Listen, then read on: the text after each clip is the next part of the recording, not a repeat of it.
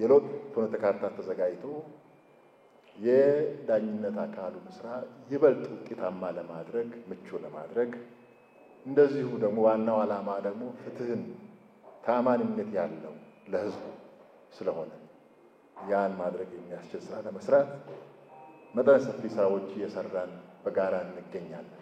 የህግና የአሰራር ማሻሻያዎችን ማድረግ፣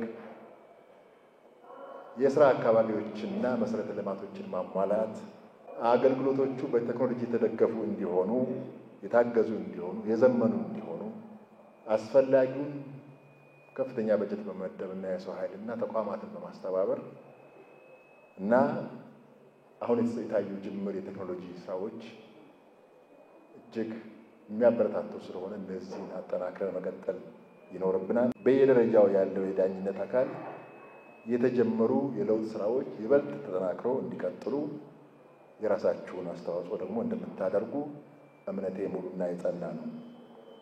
የዳኝነት ነፃነት ከተጠያቂነት ጋር